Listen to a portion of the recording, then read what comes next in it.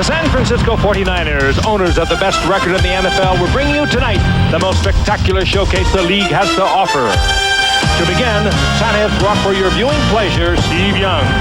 Finally and convincingly out from under Joe Montana's long shadow, he is on his way to an unprecedented fourth consecutive passing title and has thrown an NFL best and team record 34 touchdown passes. Among the other gifts that the 49ers will unwrap for you tonight is the incredible Jerry Rice. As the player many consider to be the best ever at his position, the record-breaking Rice is the kind of present that all quarterbacks dream of finding under their tree.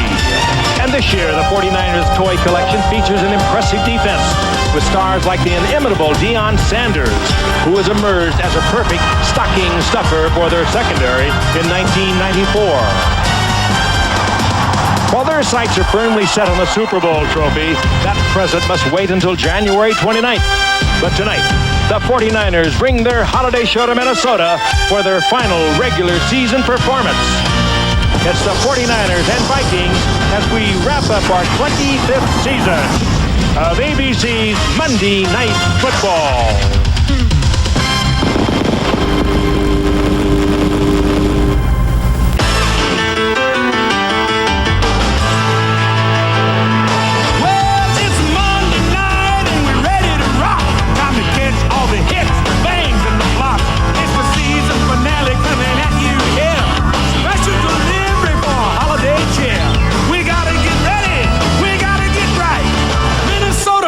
Fran, wrap it up tonight. So get ready. I mean, get ready. Are you ready for some football? For Monday Night Party? We got Frank and Al and Dan. They're gonna get it kick-started. Lynn and the crew's all set. The crowd is psyched, 'cause all my rowdy friends are back for Monday. The Metrodome in downtown Minneapolis, home of the Minnesota Vikings. The Dome sold out tonight in a very festive mood. The high-flying San Francisco 49ers are here to help the Vikings close out their 1994 season. Hello again, everyone. Frank Gifford with Al Michaels and Dan Dierdorf, and welcome to the Metrodome. And in this year of complicated playoff scenarios, well, we've got one for you tonight that's relatively simple. The Minnesota Vikings are 9-6 coming into tonight. They know that they have already clinched a wild card spot. They know they'll play a week from Sunday, whether they win or lose tonight. But if they win tonight, they will tie Chicago, Green Bay, and Detroit in the Central Division. But they will win 9-7. They're all 9-7, but they would win on the tiebreaker. And if they win tonight, they know that they will face Chicago in that first playoff game to be played a week from Sunday here. A team they have beat 6 consecutive times, a team without Barry Sanders. And if they lose, they will play the Detroit Lions, a team that beat them 9 days ago, 41-19, and a team with Barry Sanders. Meanwhile, the high-flying 49ers, what can you say about them, Al? They've got it in the best gear you possibly in a zone no one's been in a long time, maybe ever, in football. And now is let them play, keep them warm, keep them loose, but don't get anybody hurt. 10 straight wins and an astonishing 36 points per victory are they averaging over the last 2.5 months. I think the question is this the best 49er team ever? They've won 4 Super Bowls following the 81, 84, 88, and 89 seasons. Most people think the 84 team was the best, the team of Montana and Clark and the emerging stars Roger Craig and Ronnie Lott, a team that lost only 1 regular season game and blitzed Miami 38-16 in the Super Bowl. That remains to be seen. As far as tonight's game is concerned, if they were to toast tonight's game, it would be to our health. They just want to get out of here without any injuries. And to that end, look for Steve Young to play a half or less, Jerry Rice to play a half or less, and the same thing with Ricky Waters. But no matter who they throw out on the field, the 49ers are tough to beat as they take on the Vikings. And the Vikings are going to the playoffs, but still incentive for Minnesota tonight, Dan. The incentive, I think, Al, is to play well. This was a football team that after 9 games was 7-2, and really the NFC Central was just conceded to them. As Frank documented, they really would like to win tonight to move to 10-6 so they could win their division. But to do so, they're going to have to do it without the leader of their football team, and that is 38-year-old Warren Moon. 9 days ago in that loss against Detroit, he injured the ligament in his left knee. And Denny Green and Warren Boone both are saying even if this was a playoff game tonight, there's no way that Moon can go. Now, who does that give the pressure to? Squarely on the shoulders of Sean Salisbury, the 31-year-old much-traveled quarterback who has not taken a single snap the entire 1994 season. He hasn't even been active. What does he have to do tonight? Try to win the division against the best team in football. A tough game to figure under all of the prevailing circumstances. A capacity crowd at the Metrodome. Fuad Reves has had a fabulous year. He's going to the Pro Bowl. He'll kick off to Dexter Carter and Nate Singleton. It's a short kick, and it's Dexter Carter fielding it at the 16-yard line, coming straight up the middle, all the way out to the 36-yard line. Dave Garnett makes the tackle. Now this incredible San Francisco offense, minus a couple of parts, however, tonight. Young gets the start. We will see Elvis Gerback, his backup, later.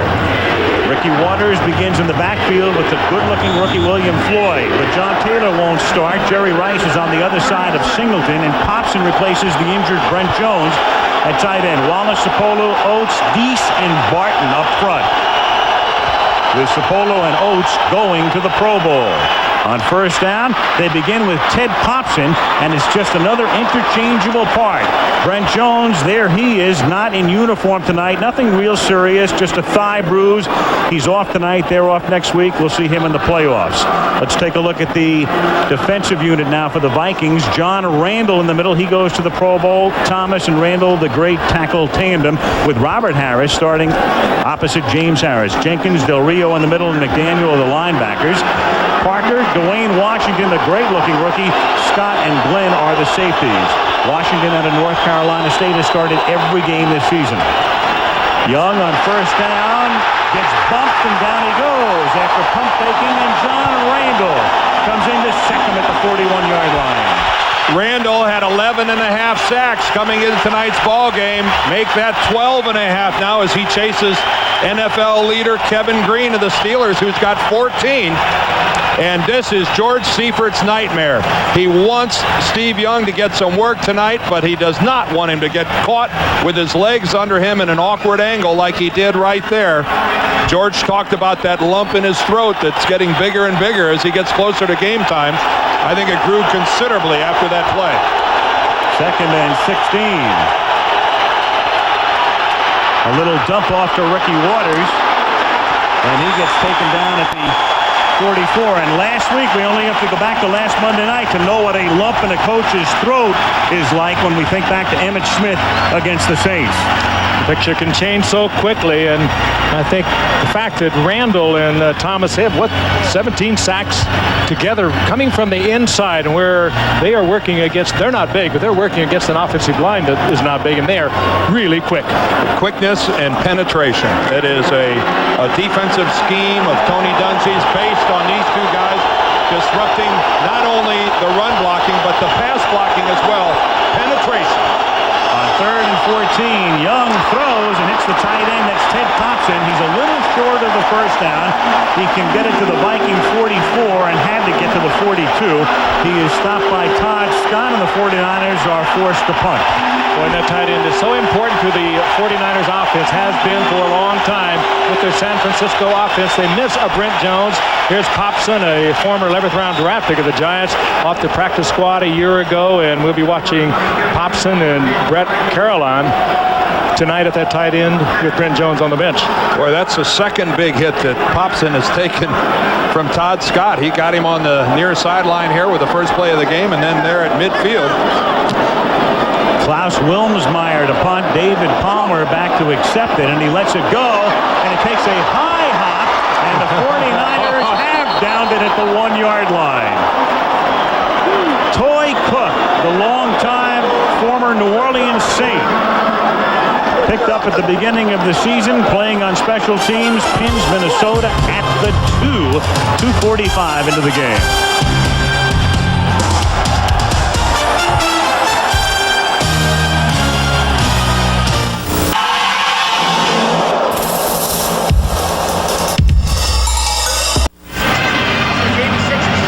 Well, Warren Moon with the sprained knee and in uniform, but we're not going to see him tonight. On the left, and Sean Salisbury, who's been inactive for every game this season, gets the start in his 6th year at the University of Southern California.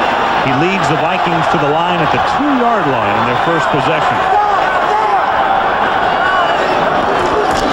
And with 3 tight ends in this set, they give the ball to Terry Allen, who squeezes forward for about a yard. And it'll be 2nd and 9. Take a look at the Vikings now offensively with Terry Allen, the running back. Chris Carter having a fabulous season, the record holder. Talk about that in a moment. Jake Reed on the other side. Jarek and Andrew Jordan, the rookie tight end. Stussy has started every game. McDaniel goes to the Pro Bowl. Christie, Daphne, and Hinton. That interior 5 has started every game this season. And the pass is incomplete and nearly picked off through Terry Allen's hands and almost intercepted by Gary Plummer. Defensively now for the 49ers, Dennis Brown, Bryant Young, the wonderful rookie from Notre Dame. Red Hall again gets the start for the injured Stubblefield and Ricky Jackson up front. Goss starts for the injured Woodall, Plummer, and Norton, the other linebackers. And the secondary has been fabulous. Davis, Sanders, McDonald, and Hanks, the latter trio, all going to the Pro Bowl. 3rd and 9, no score early, first quarter. Salisbury protected well, throws, and has a first down as he hits Amp Lee, the ex-49er.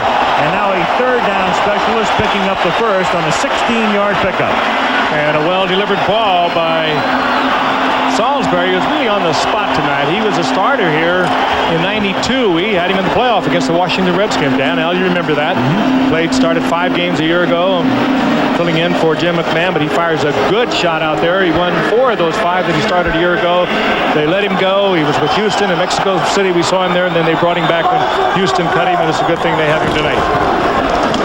And on first down, this is Terry Allen coming back after major surgery on both knees to have a fine year. Coming into the game, 1,010 yards for the season. Ken Norton makes the tackle. You know, we saw after that last completion out there to Amp Lee, we saw Tim McDonald and Ken Norton talking about a coverage because there's no way that Lee should have been wide open.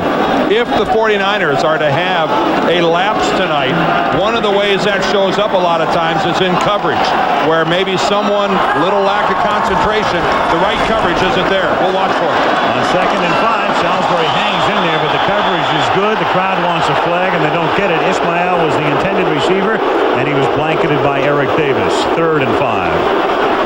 Well, there was no loss of concentration on that. A flood of 3 receivers to the right side picked up well by the 49ers defensive unit. Unit coming into the night 9th overall after their first 15 games of the season. 2nd against the rush, 20th against the pass. Very impressive. Again, not big up front as they are not big offensively, but very, very quick. On 3rd down and 5 from the shotgun. Salisbury avoids the pressure and then throws a duck incomplete. Ricky Jackson put the pressure on. The pass intended for Carter over the middle, so it's 4th down. Bryant Young there too, the rookie from Notre Dame. 6 sacks from the interior line position. That's not bad either. We talked about the Vikings, Randall and Thomas working from the inside. Bryant Young has really matured quickly as a rookie. Frank, he's as good a rookie defensive tackle as I have seen come into this league in a long, long time. A lot of the college guys run out of gas about that 2nd week in November. He's continued to get better. Mike Saxon, it's a line drive kick, but it takes a lucky bounce for the Vikings as it rolls by Dexter Carter and rolls dead at the 18-yard line. Hardly a thing of beauty except on the stat sheet. 58 yards for a smiling Saxon.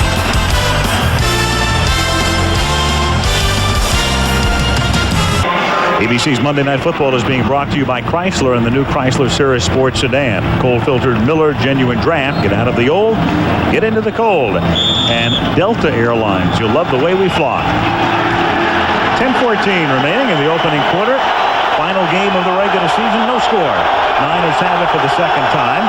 And they begin this drive from the 19-yard line with their first rushing play. Fumble. Ricky Waters coughs it up. It's picked up and run in by Dwayne Washington, the rookie, for the touchdown.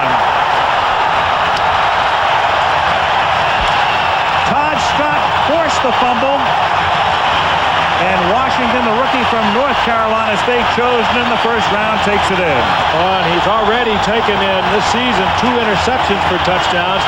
He is a fine-looking football player. He's always around the ball. Had a couple of interceptions returns for touchdowns against the Chicago Bears, and a very happy rookie. Waters coughs it up, and here comes Washington.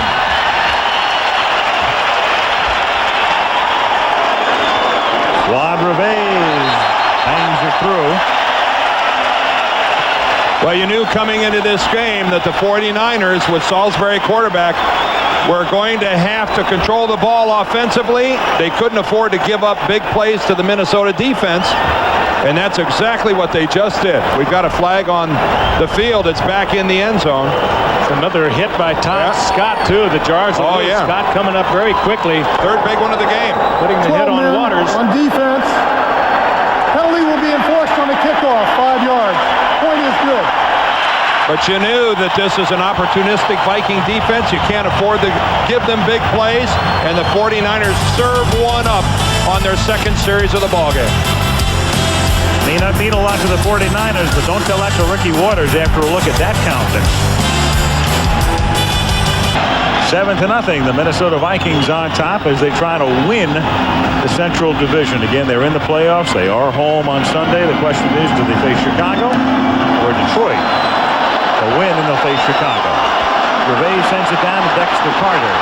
And he is upended at the 20-yard line. Tackle made by Chris Walsh. Well, Ricky Waters was really upset about the blocking on that last play. Even though he fumbled, you know he's angered himself, but he was not happy that he took that shot from Todd Scott in the backfield. Here comes Scott coming up. See him there, and right there he gets inside the block of Nate Singleton, number 88, and really puts the hat right on the football. And Ricky Waters extremely upset as he went to the 49ers sideline. That was an extremely timid shot by Singleton on the block. On first down, Waters bursts through the middle. Singleton will play a lot tonight because of the injury to John Taylor. And again, a look at Ricky Waters and how angry he got after the fumble. I think there might be a little bit of reaction to that block of Singleton's against Todd Scott. Scott, they nailed him 2 yards behind the line of scrimmage. Well, Ricky, I think, obviously expressing his unhappiness to his fellow offensive mates looking back out on the field. On 2nd and 2. Nothing develops around the right side for Ricky Waters. It'll make it 3rd down and 3. Again, Taylor is hurt tonight, knee and back injuries. Brent Jones with the thigh bruise, but none of the 49er injuries are that serious. In other words, with the week off next week, they'll all be back on the 7th of January. Depending upon what happens tonight. A giant knock on wood. You can hear it coming from Ed DeBartolo's suite all the way over here. 3rd and a long 2 at the 29. 8:50 to go in the opening quarter. Vikings leading 7-0 and sacked again. Henry Thomas sacking Steve Young as Young is sacked for the 2nd time. That's 7 on the season for Thomas. The 2 inside men so very quick. There's Tony Dungy. There's Tony Dungy, the defensive coordinator of the Vikings. And he's the guy who comes up with his scheme. There's Randall Cock, 97.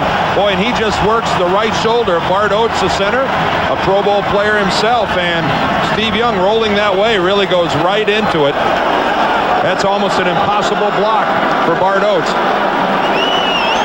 Klaus Wilmsmeyer to punt, and 2 guys are back, David Palmer and Anthony Parker. It is a 40-yard boot. David Palmer with an 11-yard run back to the 49er 49. 8:06 to go in the first quarter. Minnesota 7, San Francisco nothing.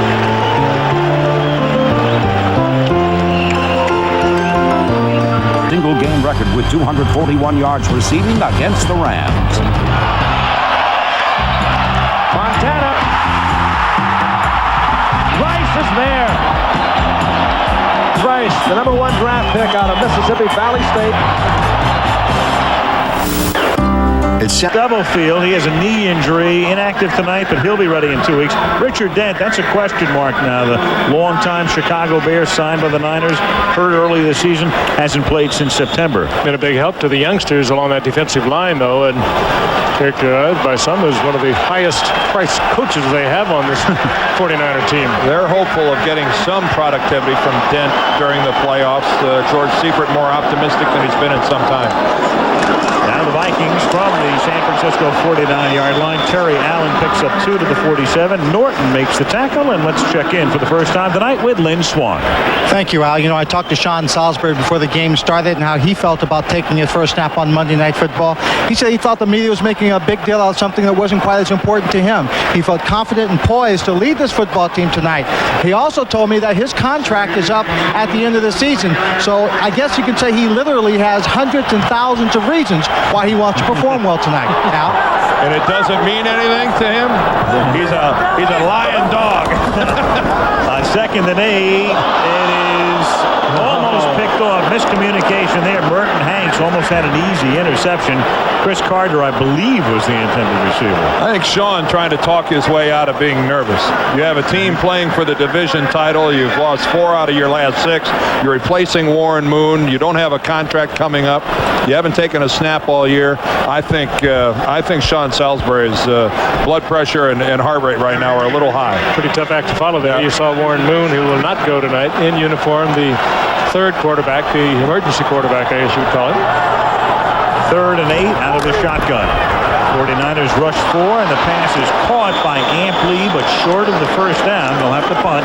Toy Cook with the coverage. Salisbury with a lot on that ball. It was a good catch by Ampley. Good coverage by the 49ers, but that's twice now he's thrown that ball short. Earlier one to Terry Allen had a little too much on it. He dropped it. Yeah, you needed 8 yards. Yeah, and you're pumped up. You throw about a 3.5-yard pattern. That's all that was. Mike Saxon punting as Dexter Carter goes back to receive it, positioning at the 10-yard line. Saxon angles it for the near corner. Oh, good nice catch because Carter has to step out of bounds as he makes the catch at the 9-yard line. That's where the 49ers begin their 3rd drive. Dennis Green's defense taken over with 6:39 to go in the quarter. 7-0 Vikings.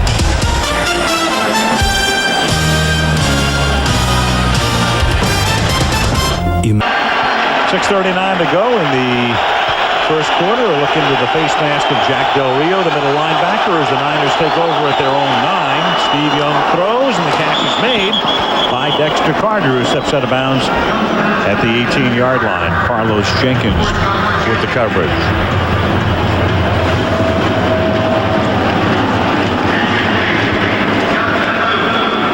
Niners go home after the game. They're off next week. They will play on Saturday, January 7th. Now, Steve Young, his current passer rating, 112.2. The all-time record, Joe Montana in 89, a Super Bowl season, 112.4. Young could get there tonight. The catch is made over the middle. Keep in mind that the sacks that have happened against Steve Young tonight, 2 of them do not figure into that computer rating. So every time Steve is dropped, it's really a non-issue as far as that quarterback rating is concerned. The most heavy-weighted components would be touchdown passes. Right. The components are number of passes, completions, yards, touchdowns, and interceptions. Exactly right. A touchdown pass really helps you. An interception really hurts you. Ricky Waters up to the 25. It's a very complicated formula. I don't think anybody, even inside football, really understands it. But it is a record, and it's Young chasing Montana of all things. There have been quarterbacks in this league before who have had teammates upset with them because in their thinking they took a sack rather than throw the football away, knowing that the sack didn't hurt their rating, but the tossing the ball over the bench just went down as an incompletion, damaged your rating. 2nd and 8. It is, by the way, something Young is very aware of, and George Seifert is very aware of. Look out! And he gets it off, and the catch is made by Nate Singleton, and Carlos Jenkins blindsides Young, and again a lump in Seifert's throw. Well, big time lump this time. First of all, understand something. This is one of the hardest hitting defensive teams in the National Football League. They want to win their division, and they know full well that the quicker they get to Steve Young and the harder they hit him, the quicker George Seifert is going to get the hook. And right now, Steve Young is even a more marked man than he would be normally. And that's a pretty good hit he takes in the back from Carlos Jenkins. 3rd down and 3 at the 30-yard line. Fake draw, a little roll, and Young's going to run and run out of bounds. Seifert almost ran out to escort him out of bounds. McDaniel ran him out after he picks up the first down. And we've got an injured 49er. Meanwhile, the Montana records we're talking about, Joe had several of them and still has several, but through the years, career passer rating, Young now has that mark.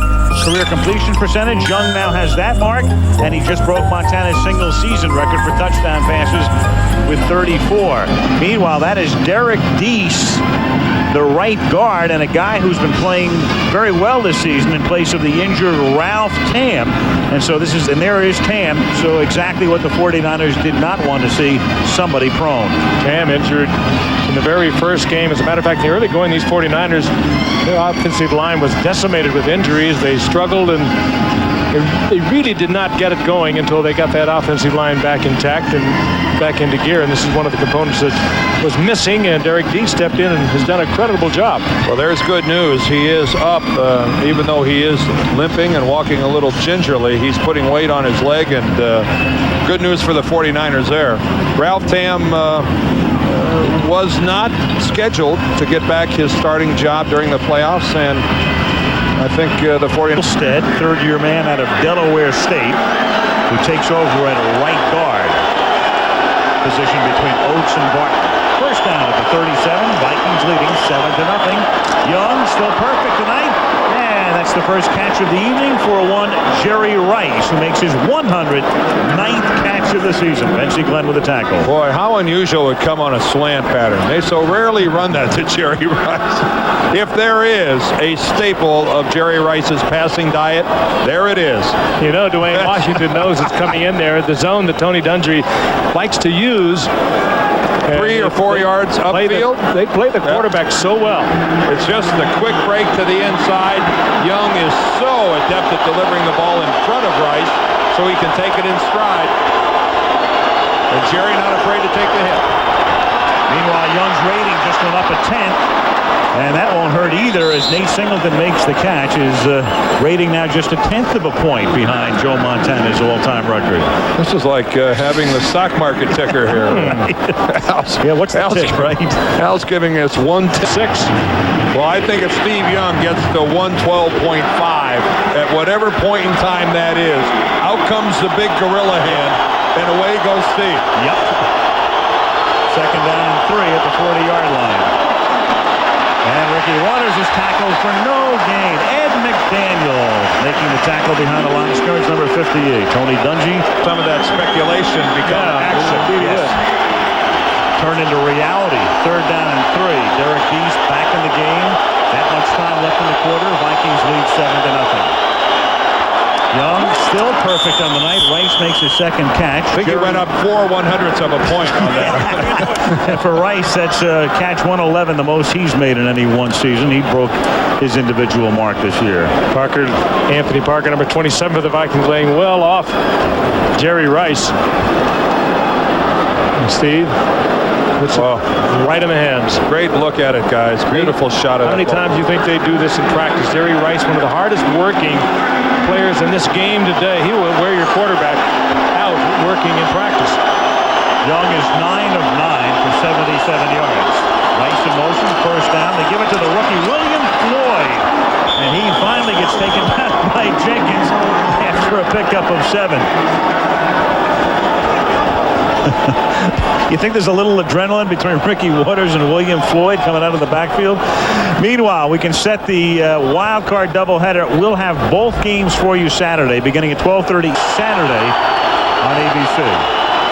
Second and 3, 11th play of the drive. The catch is made over the middle by the rookie Floyd, who bangs down to the 17 before Benzie Glenn arrests muscles him back. The rookie William Floyd out of Florida State. Well, we see him in the running play. We see him as a receiver. We know he is one of the outstanding rookie blockers. Flag is down on the play. But there he is. Had a spectacular career at Florida State. Good blocker. Personal foul, roughing the quarterback, blow to the head. Top distance to the goal, first down. Ron Blum making the call. Does not identify which one of the Viking players, but I think we'll find out right here. How about a 97? Yep, Henry there Thomas. it is right there, Henry Thomas. Tomahawks the right hand and catches Steve Young right flush on the face mask.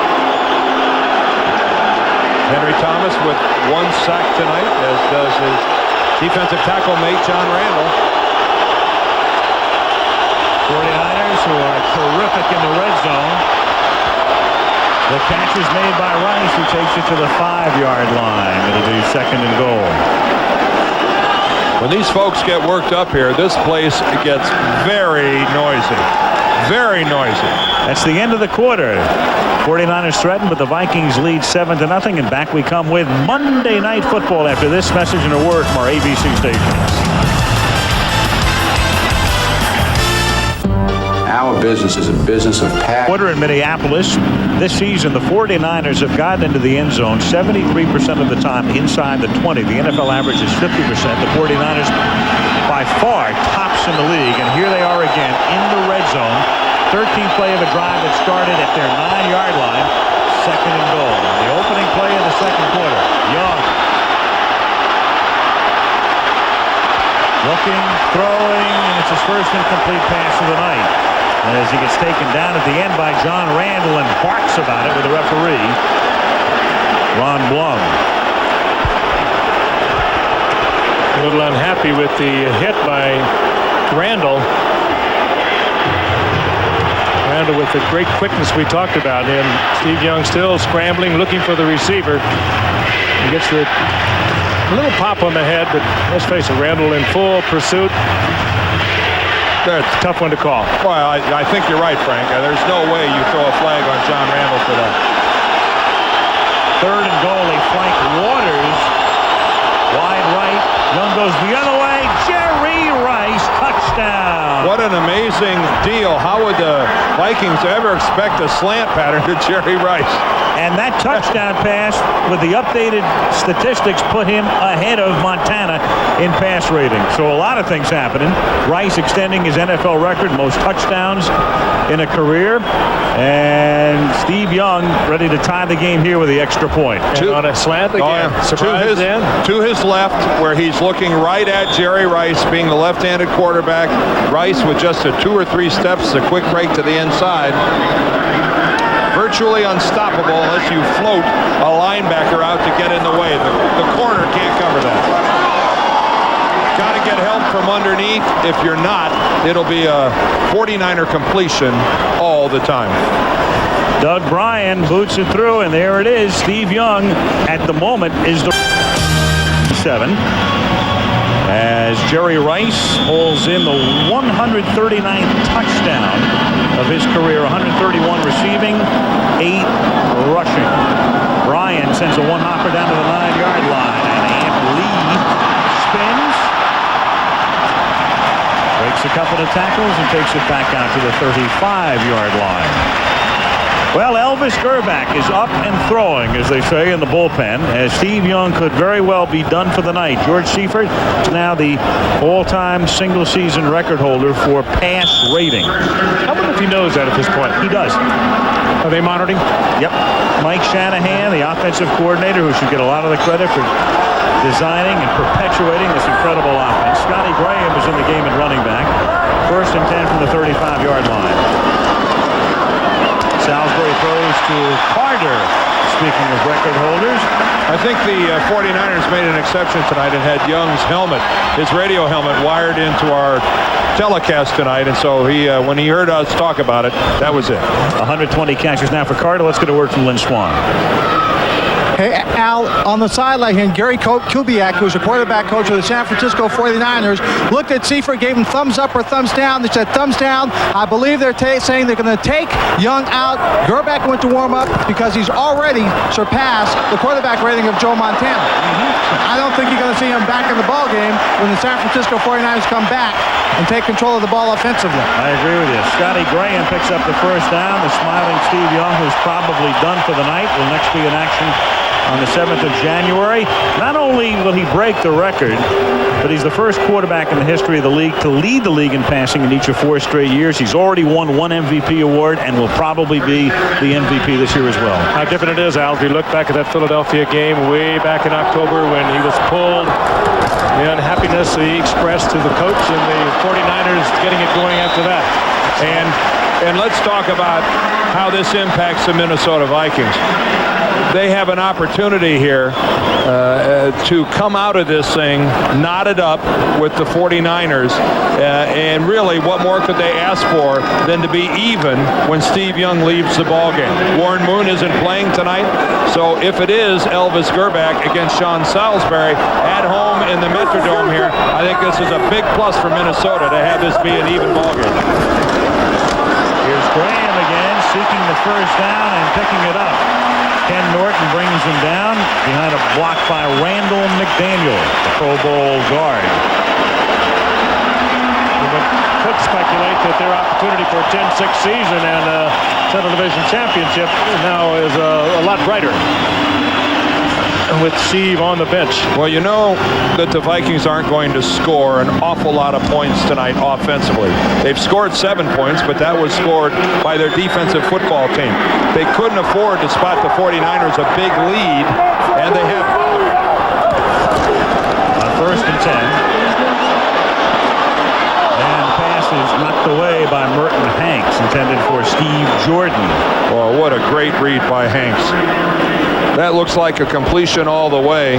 Salisbury breaks contain, gets outside the perimeter rush of the 49ers. Looks like he has a completion, and Merton Hanks, boy, did he close on that in a hurry. Well, and Deion Sanders came in after the start of the season. Hanks went to that free safety, and as he developed into a Pro Bowl safety, and you saw one of the reasons there, he's just always around the football. He's always making something happen on the field. Outstanding safety. 2nd and 10. Salisbury under pressure, gets it away incomplete. It's tipped.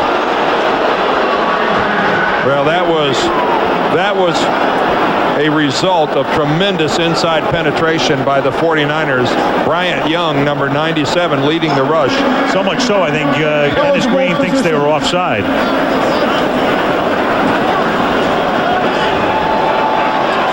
That's Young cocked, and look at him work between the double team of Christie and Daphne. Gets upfield. Ricky Jackson, number 57, was the guy coming in from the outside, forcing the high throw. Good work by the 49ers.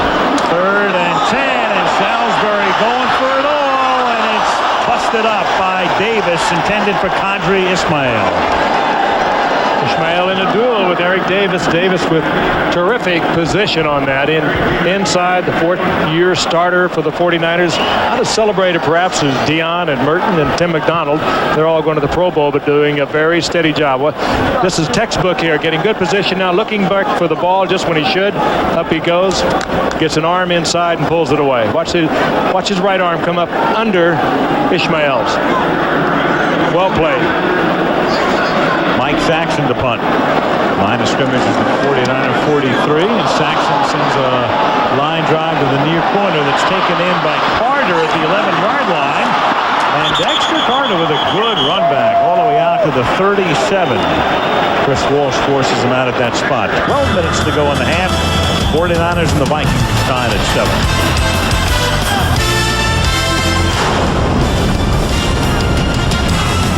Elvis Gerback now.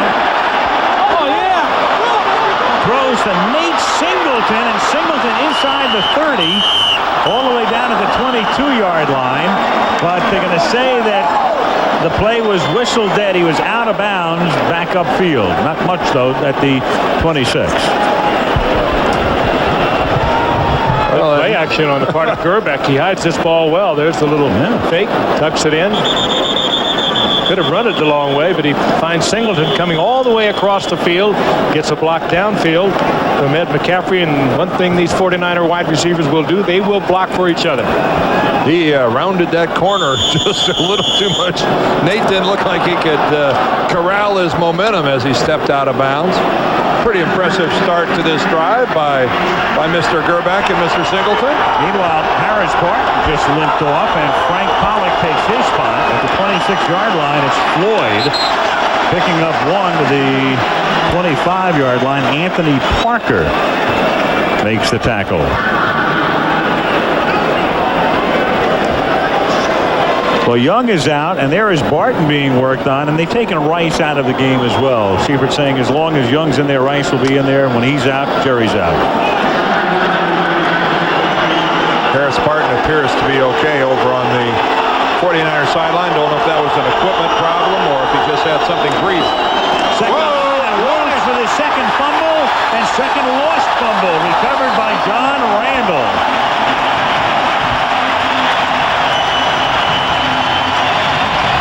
We can check out the exchange. They don't work that much during the week. Gerback worked a little more this week than he has in past weeks.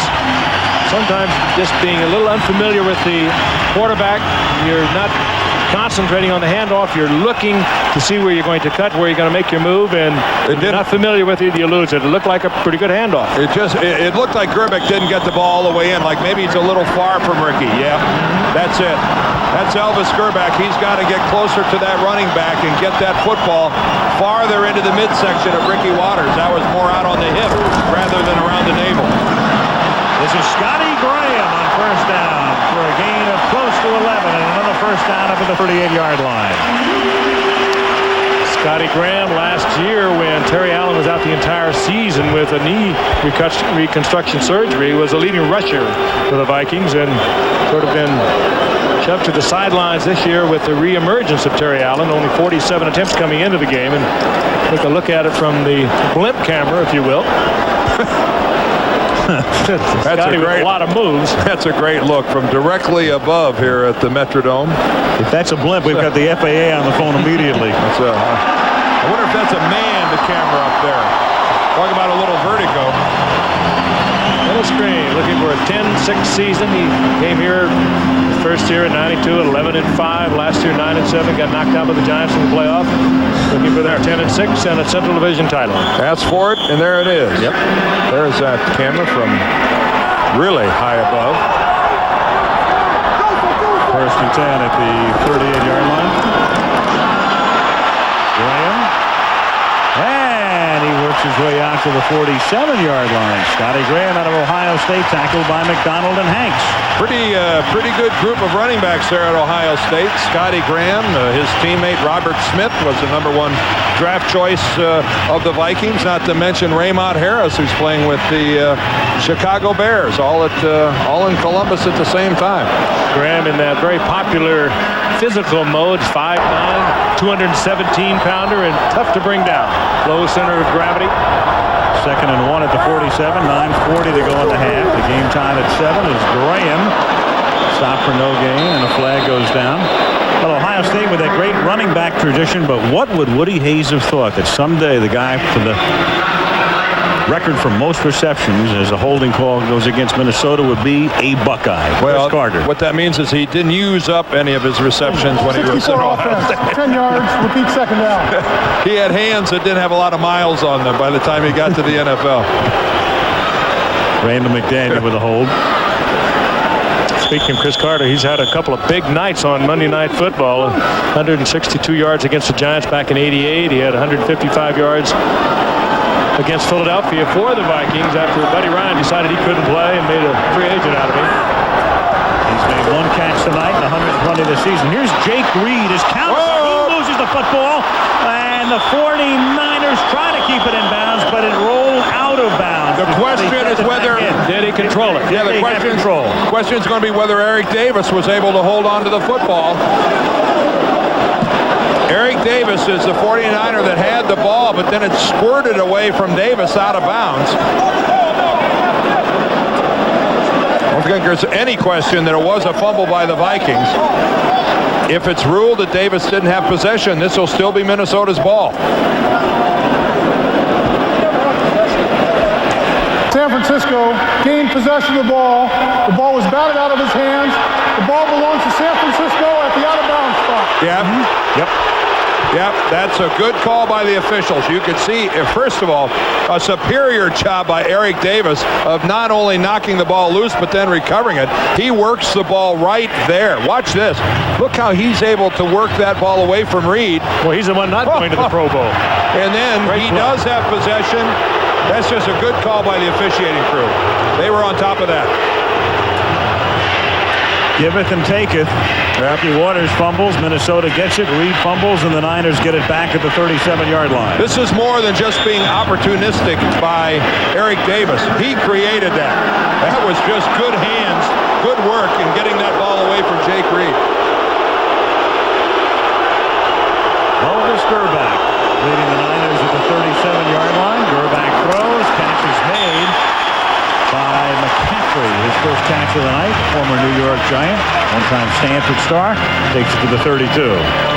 Gerback was drafted in the 8th round in '93. Had left Michigan with practically all of their passing records. And has been in kind of a learning mode. And this year, filling in for Steve Young, most of it in mop-up duty. But he's getting the experience. They think he can play. 2nd and 5. Gerback. Over the middle, underneath, catch made by Brett Carolyn. As Young just spectates, if you're tuning in late. Steve eclipsing the old Joe Montana record for pass rating in a season and done for the evening. Again on Saturday, the playoffs, Houston the Dolphins, Marino and Montana beginning at 4 o'clock Eastern this Saturday. Pre-game starts at noon. Did we just do that? 3rd and 1. And on a sneak. It's close.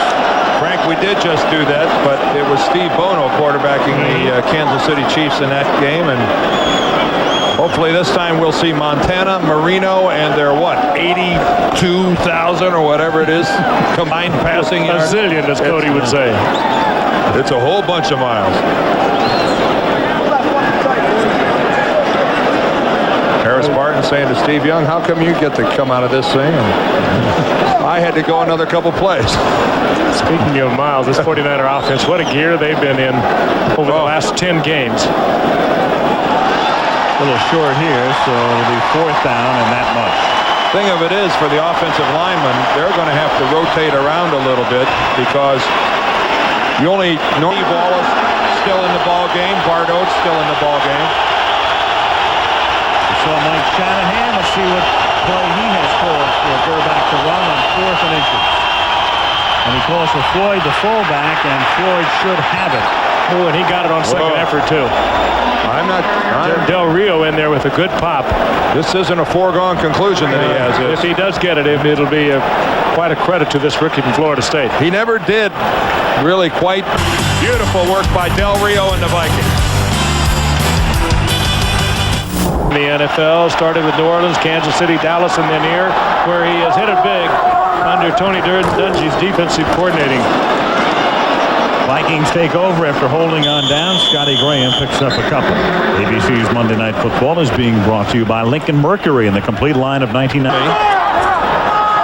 Could have played this game outside and people wouldn't have been uncomfortable. Tropical. 2nd and 8. Graham. Maybe for Nanook of the North it might be tropical. As long as that temperature sign is on the plus side, we're happy. Yeah.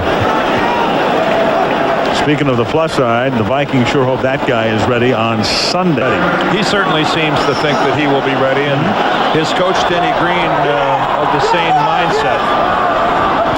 3rd and 4.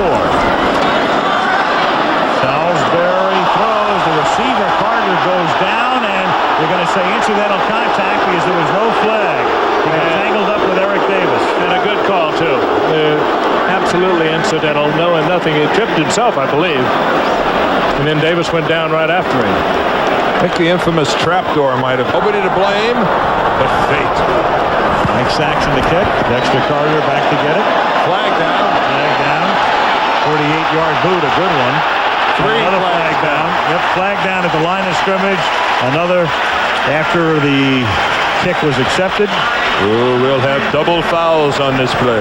One of them is going to be a personal. Clearly the Vikings, the beneficiary here, as the 49ers are pushed back the regular season.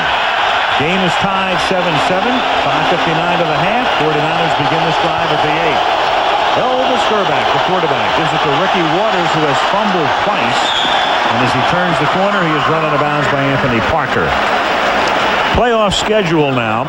If the Vikings win, Chicago would be here, but Chicago comes here. If they lose, Detroit comes here. Keep that in mind. Just say win, Windy, lose, Lions. Yeah. Easy. Here's Waters. And he gets back to the 8-yard line where he's tackled by Anthony Parker.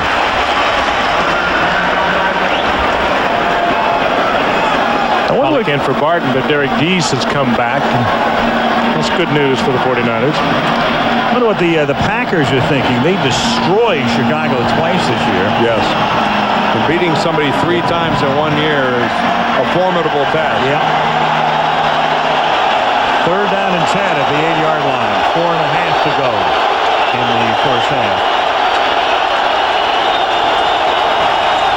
Short drop, and then Gerbach's pass is errant. Too far in front of Ted Thompson. 4th down. It's more important for Minnesota to think about themselves rather than who they're going to play. They've lost 4 of their last 6. And it goes back to a game against New England. That's just dominating football. He's not that big either, Dan. He just is powerful, very quick. Under 4.940. That'll give you an idea of the speed and athleticism of number 97, the rookie out of Notre Dame, Bryant Young.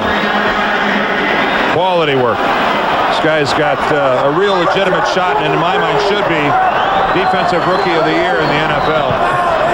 2nd and 12 at the 38. It's tipped and it's incomplete, intended for Andrew Jordan. Ken Norton got his paw on it. Or hand, your preference. Former player, I never liked that term, paw. I hated it. That's why I gave you the option. I know. Thank you. There's the tip. Dehumanizing. 51. It's got a couple of digits on it. Ken Norton getting that hand up. His paw.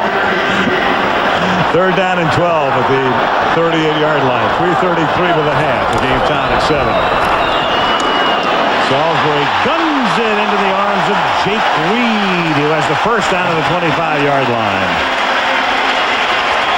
His 2 outside guys, Jake Reed and Chris Carter, are big. They're 6'3", 217 for Reed, 202 for Carter. And when you turn them into the middle, it's hard to battle through them for the ball. They're big and they come back and fight for it. I think we're going to see more and more of the king-size wide receivers.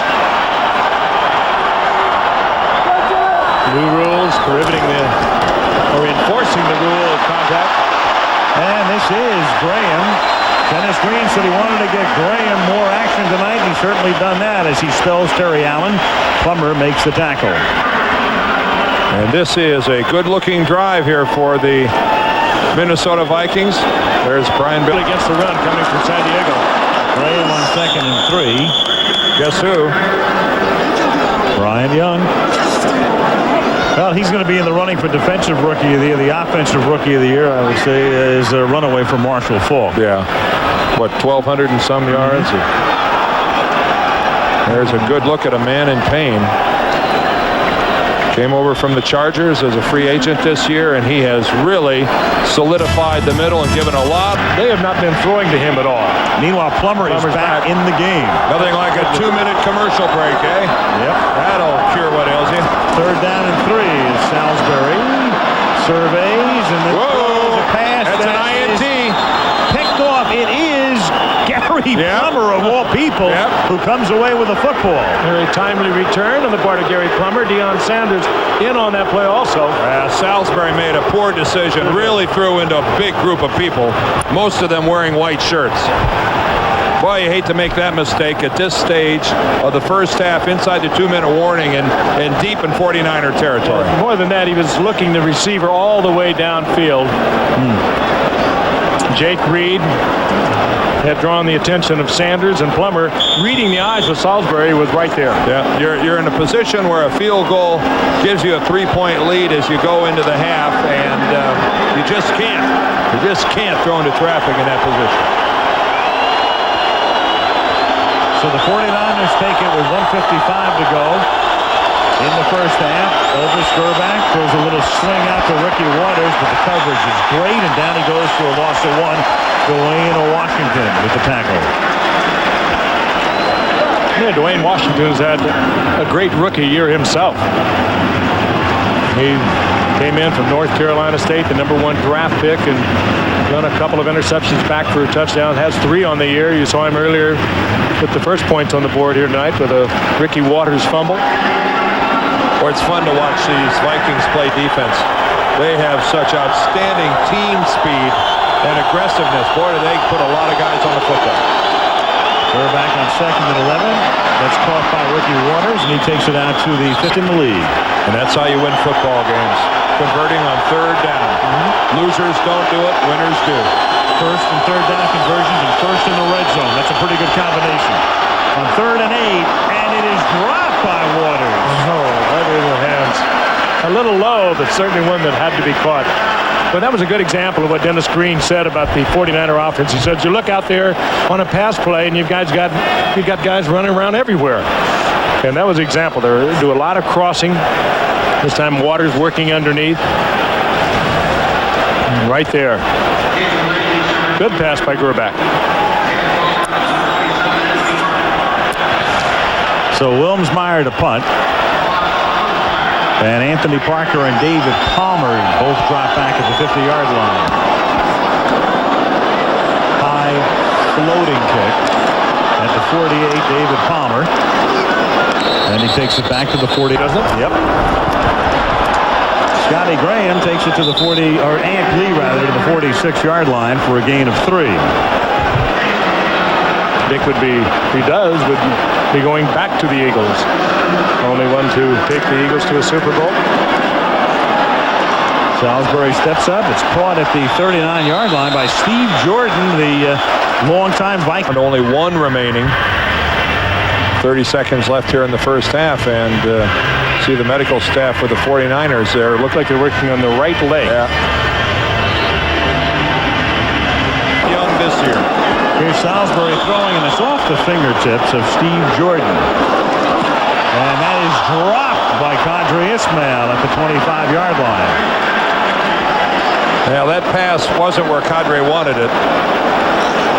A little bit back behind him. If he had it out in front of him, I'm sure he'd tell you that he would have caught it. Billick again calling the play. Let's take a look at this thing as Salisbury gets it downfield. Back behind Ismail, still a catchable ball. But the farther behind him it gets, the lower the probability of that catch becomes. 3rd and 10 as they try to get into field goal range for one of the best in Quad Reves.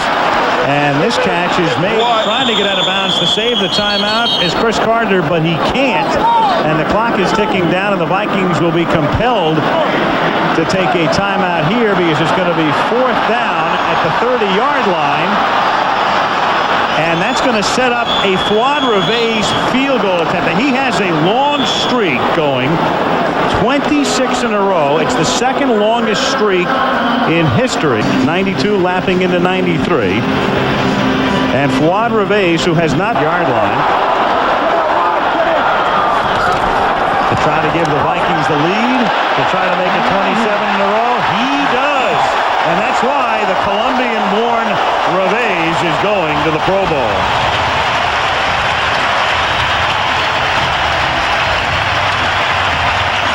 Too short of Carney's mark. And a new record for one season, 27 straight. The half ends with the Vikings taking the lead by 3. And we'll return after this word from our ABC station.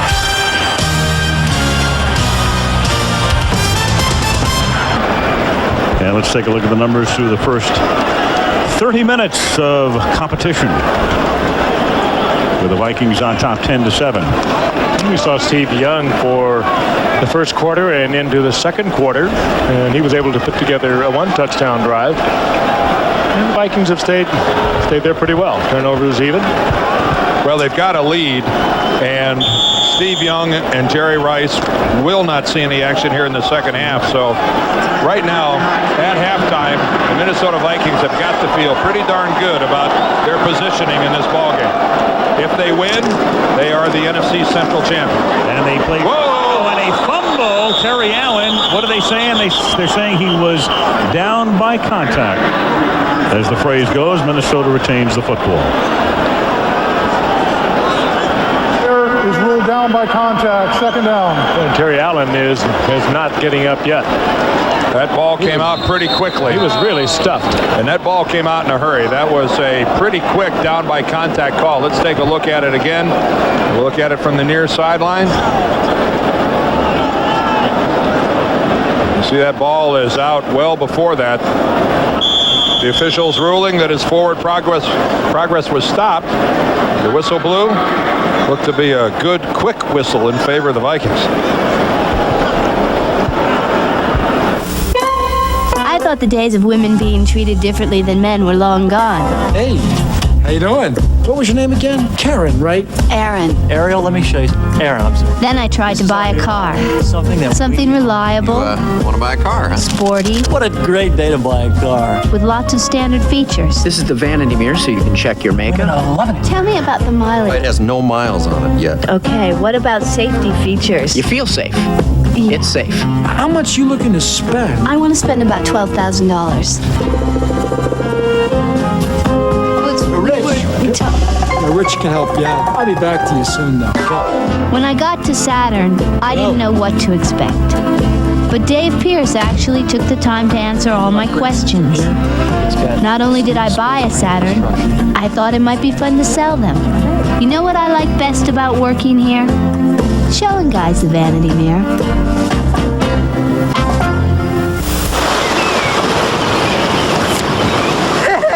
My Bud Bowl game card. You know Bud Bowl with Chris Berman? You could win a cool $1 million. Plus, there's Viper, Sea-Doos, and lots more. During January, follow the score on TV and where you buy Bud and Bud Light.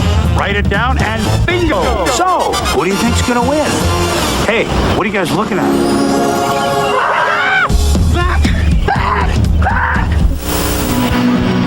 Welcome back to the Metrodome. At halftime, I had a chance to talk to Dennis Green, and he told me that he felt that his run defense was playing extraordinarily well. Offensively, that they could run the ball inside very well. His major concern, though, was the fact that too many people on offense were worrying about how Sean Salisbury was going to play. He said he wants the players not to worry about Sean and worry about themselves. Then they won't be dropping passes. They'll execute better. Al?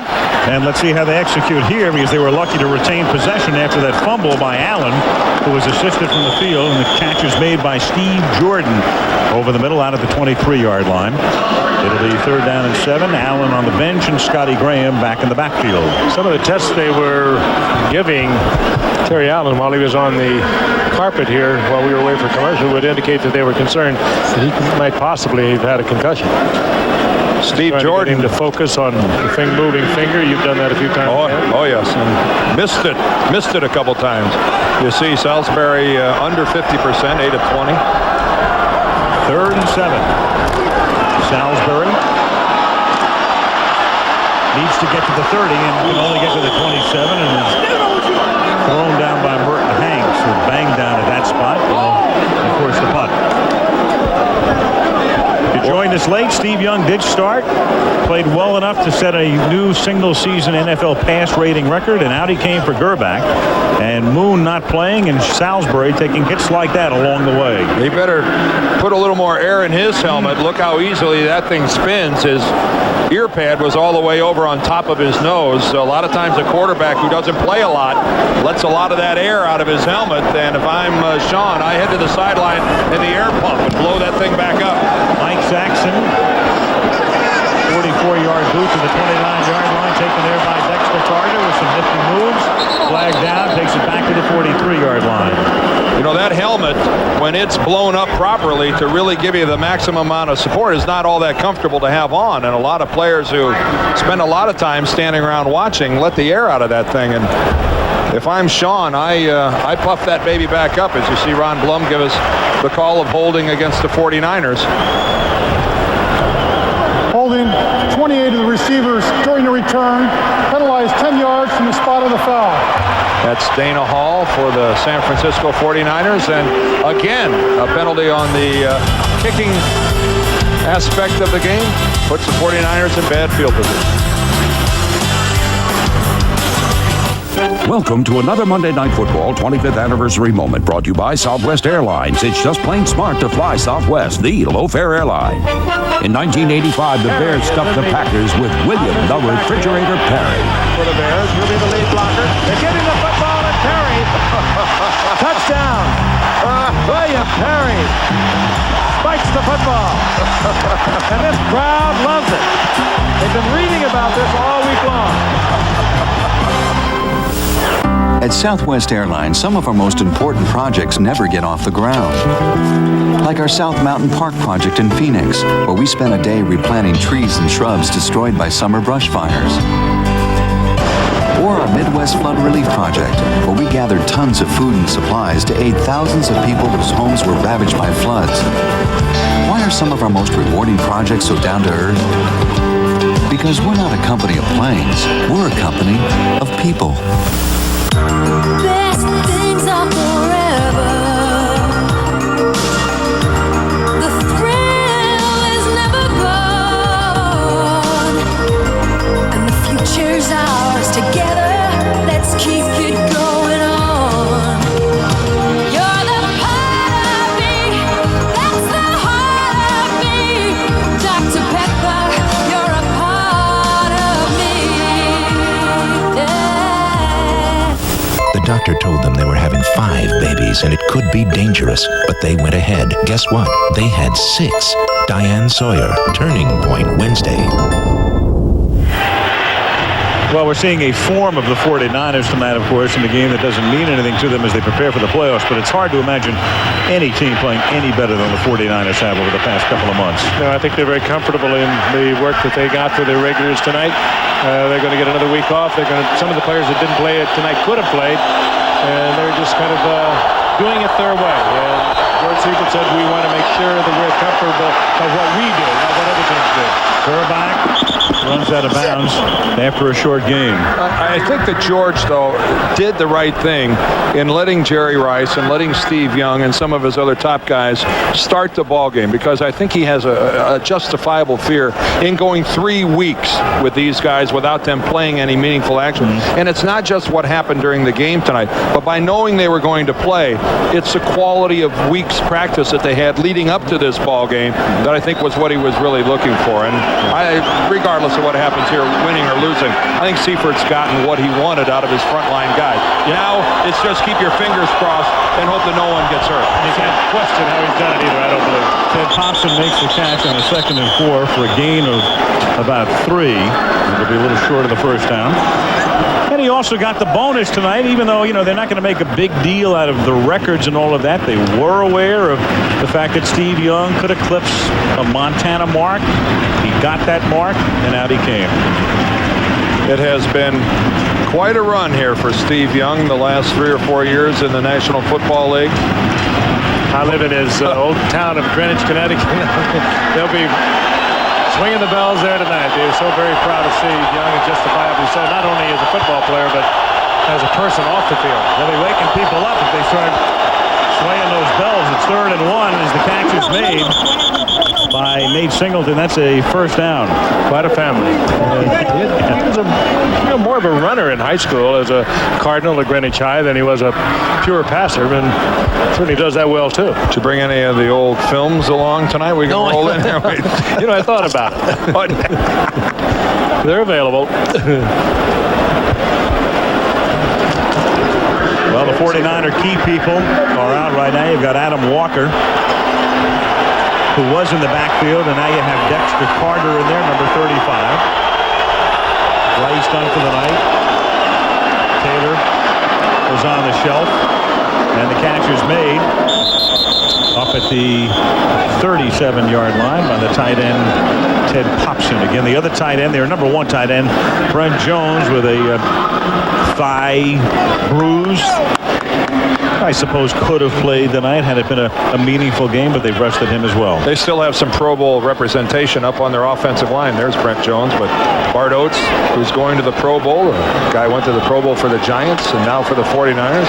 Jesse Sapolo at left guard, who went to the Pro Bowl last year at center, moved over to guard and is going as a guard this year. How's that for quite a statement as to his versatility? They're back on 2nd and 3, throws high and off the hands of Brett Carolyn, the tight end.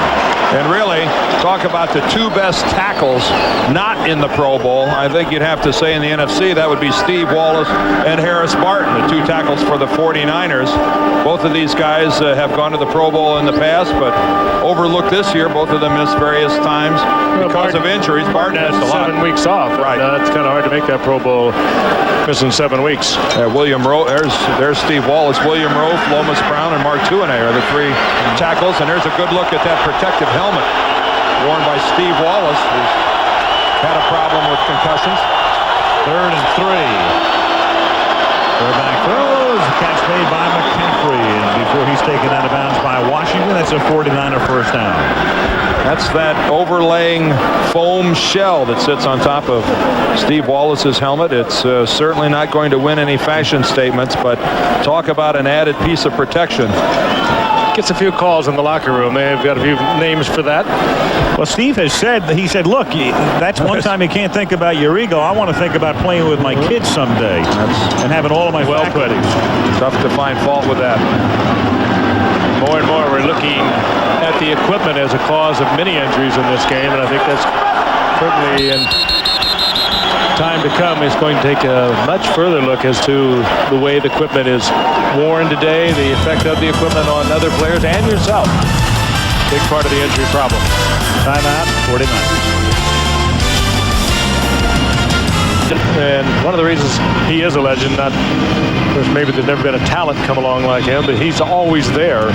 Between he and Steve Young with the most consecutive starts of any quarterback in the game, 49 coming into tonight. Jerry Rice never missed a game with an injury, and the great ones that put up the great numbers have got to be on the field playing. These 2 have been doing their careers. Only 9 consecutive Pro Bowls for Rice. First down at the 49, and Gerbach loses the ball. It's a live football, and it is a Minnesota recovery. Smart. Randall stripped it. I think Roy Barker was the guy that picked it up, and a smart play by Barker because he had a decision to make to try to scoop it up and keep running, or do I go down and protect the ball and don't boot it and maybe give it back to the 49ers? And Barker, I think, eschewed the spectacular play and went for the sure recovery. Henry Thomas. Thomas and Randall, they're so quick on the inside, and you're right, Dan. Good choice on the part of Barker. How many times you see that defensive lineman try to pick that thing up and run on into the end zone, and you end up kicking the ball right out of your own hands. Terry Allen is back in the game, and we've got a timeout. The 49ers didn't have the proper defensive alignment. Another look at the man. I think we saw a rookie mistake. Bryant Young was the guy who trotted out here late.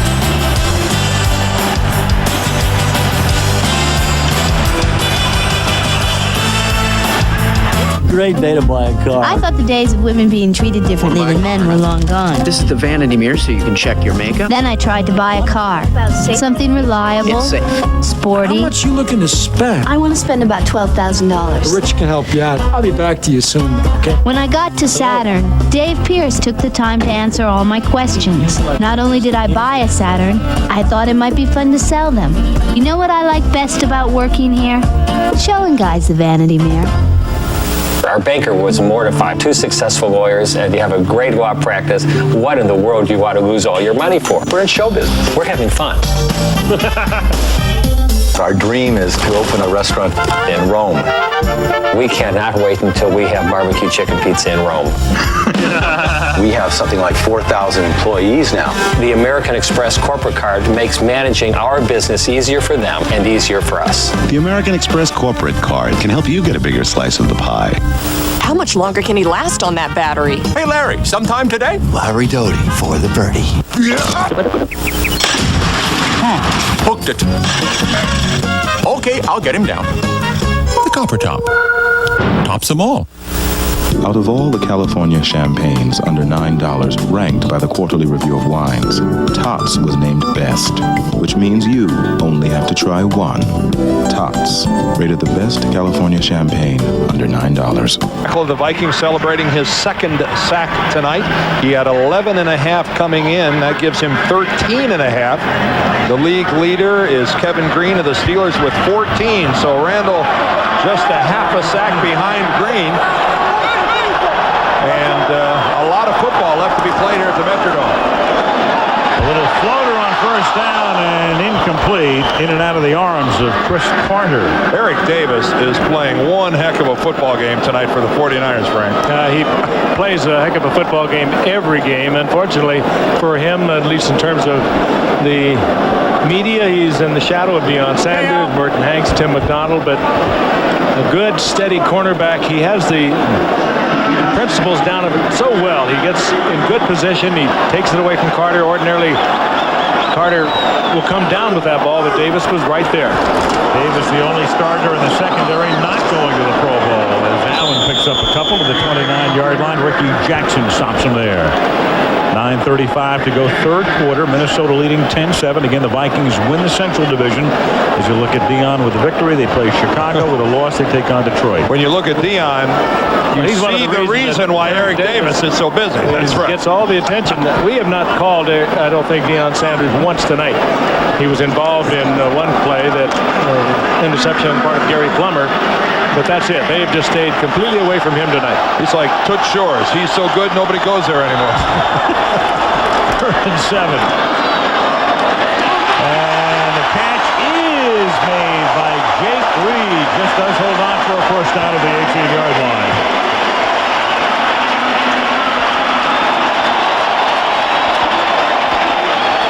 Two wide receivers for the Vikings with Warren Moon at quarterback. They've had great years. Reed coming in with 80 receptions. On the other side, a new record by Chris Carter of 119. They're big outside men. Like I said earlier, I think we're going to see major trend towards bigger wide receivers, with now the enforcing of the rule on the cornerback making it so difficult for them to knock them off stride. From the 17, Salisbury throws, and Deion almost had a pick. He almost did. Well, at least they tried the other side of the field. They have been almost exclusively right-handed in their passing game tonight. Talking about the Minnesota Vikings, and at least they gave it an effort going to the left side. Deion is so deceptive in his quickness now. He lets Carter get right on top of him. That ball just thrown a little bit behind could have been a 6-pointer. If it's just thrown down and in front of Carter, he's got a chance to make a play on it, but not high and behind. Boy, can Deion close on a receiver. There's a delay, and this is Amp Lee going nowhere. There'll be a delay in picking up yardage, too. Well, Salisbury getting the start tonight. Again, the Vikings do expect Moon to play Sunday. There is Warren. He has 6 more days, and we were down on the field before the game, and he said, you know, I didn't feel that hot yesterday, but I think I feel well enough tonight to play. But Dennis Green said, nope, you're not playing tonight. Get ready for Sunday. If the Vikings, too, in the sense we remember our Mexico City game when we thought Salisbury was going to be Warren Moon's replacement at Houston. He didn't, of course, make that. They cut him, and now he has come back, and he has replaced Warren Moon here. Who could forget that thrilling night in Estadia? Commitment to this comprehensive educational program, $1 million. NFL Charities was formed so that the NFL clubs could collectively make grants to worthy national causes. In recent years, NFL Charities has made grant commitments of more than $15 million. After the timeout by Minnesota, 3rd and 10 at the 17-yard line, and the wobbler is caught at the 8-yard line, but David Palmer had to come back to get it and doesn't pick up the first down. It's going to be 4th and a deuce. I think that was deflected at the line of scrimmage. It looked like it took the spin off it, and Palmer did have to come back for it short of the first. Salisbury gets another one ticked. Somebody got a hand on there, right there. Forcing Palmer to come back for the ball. Lose the possible first down. So now Fuad Reveiz will try to make it 28 straight, and that would put him within 1 of John Carney's relatively newly minted mark.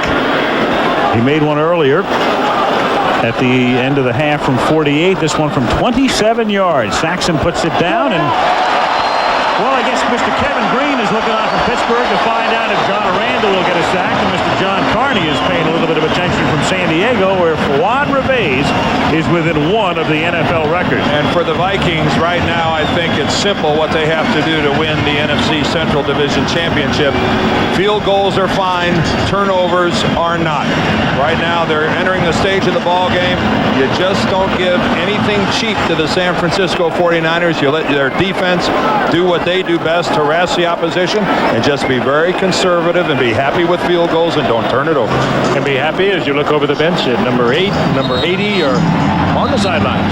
Again on Saturday hour. If the Vikings win, Chicago comes here on Sunday. Detroit goes to Green Bay Saturday.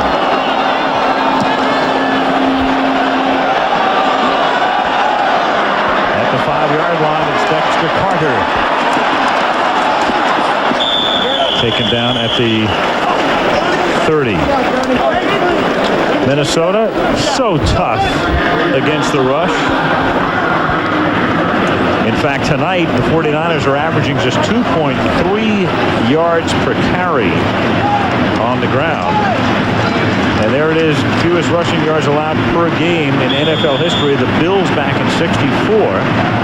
65.2. The Vikings' current average 69.4. They would wind up with the second best mark in history. What do coaches always say is the key to victory? Well, we got to stop the other team's run. The Vikings do it consistently. Whoa, that'll help. That average just that's Roy Barker. They're working on minus now almost. Yeah. That's a 7-yard loss. Roy Barker over that defensive left end spot, being pushed by Robert Harris, second-round draft pick of a year ago. Barker, a 4th-round pick. Disruption, harassment, penetration, chaos. All these things describe what the front 4 of the Vikings attempts to do by getting upfield so quickly. One way to describe it is that every play is a pass rush, even if you're playing the run. Get upfield.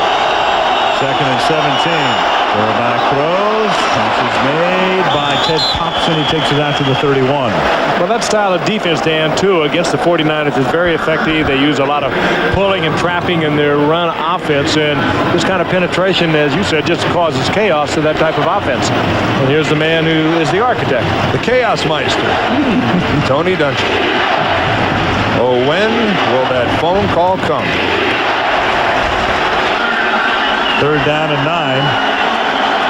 Well, Dungy, a hot candidate again this year, and maybe the hottest candidate of all, sitting a couple of booths down in Mike Shanahan, the 49er offensive guru. A little short of the first down. Ted Thompson makes the catch, but it's 4th down, and the Niners will have to kick. Well, so much speculation. I've been out in the Rockies, home up in Edwards, over the past week, and so much speculation, as you said, Al, that Mike Shanahan would be going back to Denver, and that's the big talk at the Gas House, of course, down in Edwards. Dan, where they raised the price of quail, all you can eat, has gone up to $13.95 on Monday nights there. Has it really? Yeah. I'm sure you'll be availing yourself of the Yes, special. I would never touch those little creatures. Next Monday night? You would? Here's Wilmsmeyer sending one to the 26-yard line into the arms of David Palmer. And the Alabama rookie brings it back to the 31, and there's a marker down right into Palmer. Now, you wouldn't eat a quail, Frank? Wouldn't you really eat a quail? Well, come on, tell the truth. Well, it used to be $11.95 for all you could eat. Oh, I see. The extra $2 is a little out of line. Knocked you out of the quail market? Is that? Yes. I'm sure things are a little tight around the Gifford household.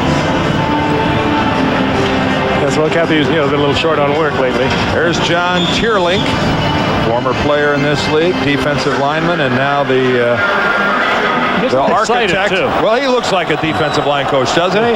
Got a little sweat going, mopping his head.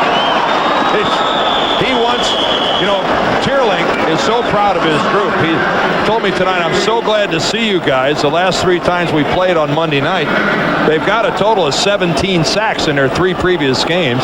Make that 20 now in 4. Posted 4 on the Giants earlier this year, 9 on the Bears last year. That was a Viking team record, 4 against the Bears back in '92. These guys like the bright lights of Monday night. 2nd and 3. Terry Allen. Milton Hanks will ride him out of bounds near the marker. Well, he just barely got away from Bryant Young, again, who was in the Viking backfield.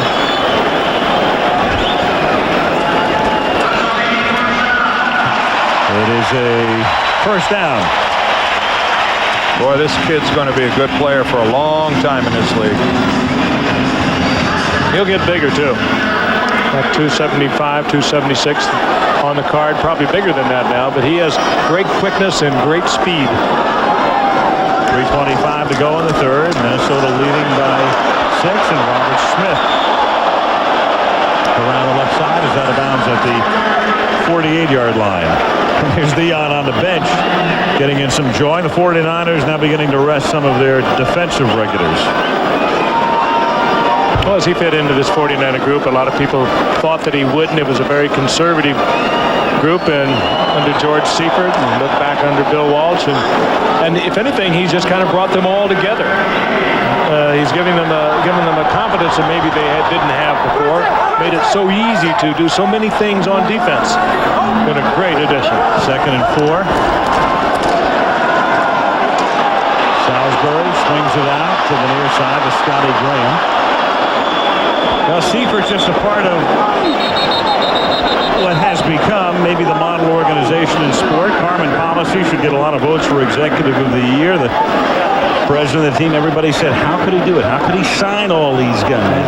Everybody took a look, and there is Carmen looking on with Dwight Clark on the left and the 49er front office as well.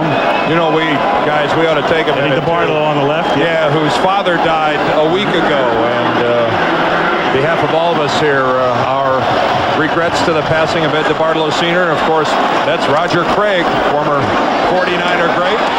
3rd and 4. The catch is made by Chris Carter, who adds to his NFL record. Tackled by Draker, and an aggressive move by Dedrick Dodge. Well, with Sanders on the bench, Drakefield, the rookie at the corner, they decide to go over on the left side to the Vikings. Good move by Carter. Far more than the high jumper he was with the Philadelphia Eagles, and they let him go after the 1990 season when he had 11 touchdowns, all of them just fade routes into the end zone. How often you see a receiver do that? Throw a form right in the chops of a defensive back. He's an I'm open to guy. He wants the ball. He wants the football. Very intense. And he has developed into an all-around fine receiver. The NFL record for the most receptions, of course. 3 tonight, and he broke Sterling Sharp's mark, which had lasted only a year. Sharp, in fact, had broken his own record set the prior year. Chris now with 122 for the season. Salisbury looking for Jake Reed, and he's out of bounds, and it was Davis glued to him. He wasn't just a little out of bounds, he was well out of bounds. He was in a diner. Eric's going to the official. Hey, it's not my fault Dion's on the other side. He has drawn the attention tonight. He's given away about 4 inches to both Reed and to Carter. But he has turned in some fine cornerback tonight. Get used to it, Eric. 3rd down and 8. A minute to go on the period. Vikings up by 6. Whoa! And it is Padre Ismail making the catch. Tackled at the 1 by Eric Davis. Not all that bad position either on the part of Eric Davis. Padre Ishmael going up and coming down with it. Well, both 49er safeties are playing way too close to the line of scrimmage, and they offer no help whatsoever to the middle of the field, and Eric Davis left all alone. Take a look at this. Both the 49er safeties are 20 yards away from Padre Ishmael. And that is a tough pattern to defend for Eric Davis all by his little lonesome. He did not have bad position, however. Just a good catch and a good fight for the ball on the part of Ishmael. And the 49er safeties in this instance, Dana Hall and Dedrick Dodge, not Burton Hanks and Tim McDonald. Yeah.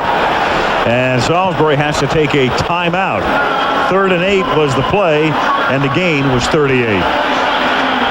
Look at that shot of the football. That's magnificent. And you're right, it's really very good position by Eric Davis. It's just you have to credit the play of Kadri Ismail and the throw of Salisbury. Both of them right there.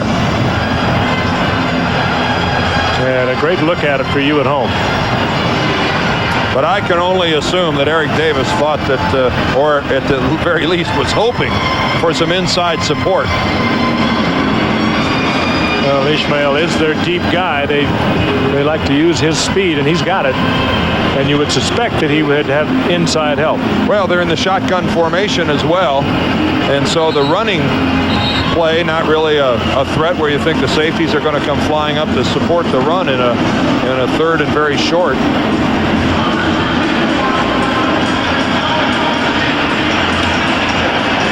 Kadri Ismail, the junior Rocket. Now, Kadri's going to the playoffs, not so his brother. Rocket and the Raiders home for the rest of the holidays. 1st and goal at the 1.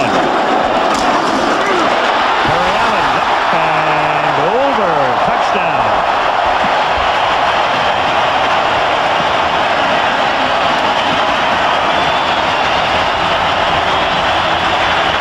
McDaniel lined up in the backfield as he does on numerous occasions and helped to lead the way.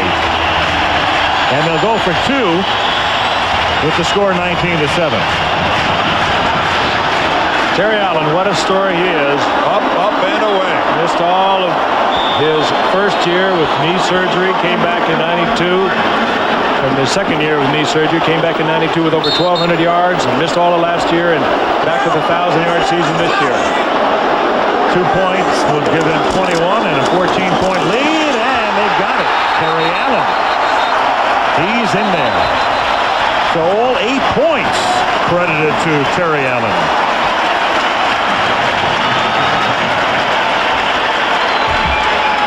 '49ers are down by 14.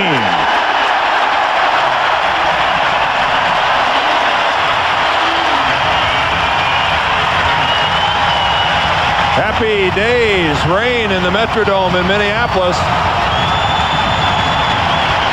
They are looking at their Vikings taking a 21-7 lead on the 49ers.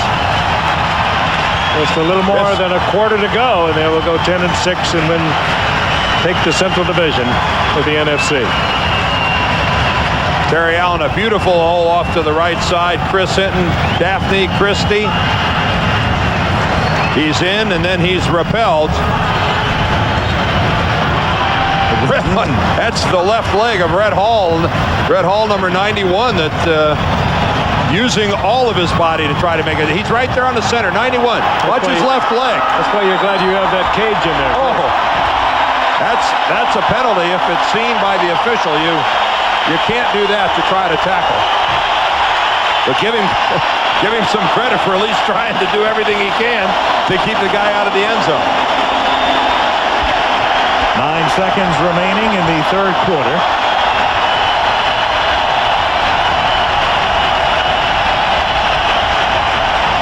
Vikings try to win the NFC Central and host Chicago Sunday.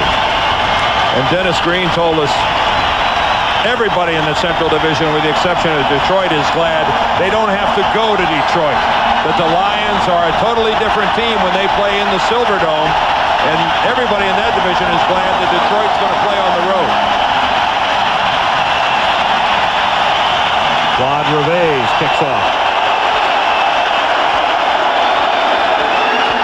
Taken at the 5-yard line by Dexter Carter. Good special teams tackle by Robert Griffin. And that will be the end of the third quarter. We'll go to the fourth, with the Vikings leading 21-7, and Monday Night Football returns after this to our ABC station.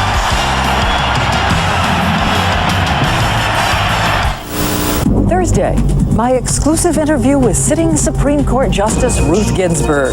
You'll be surprised by her views on women, life, and politics. Plus, guess who's ringing in the holiday cheer? Primetime Thursday. Saturday, Tony goes up against the super rich. He killed her. He's your father. We didn't pick him. A New Year's Eve commish. Saturday, here on ABC. Tonight at 11 on Channel 7 News, an earthquake caused moderate damage in Eureka.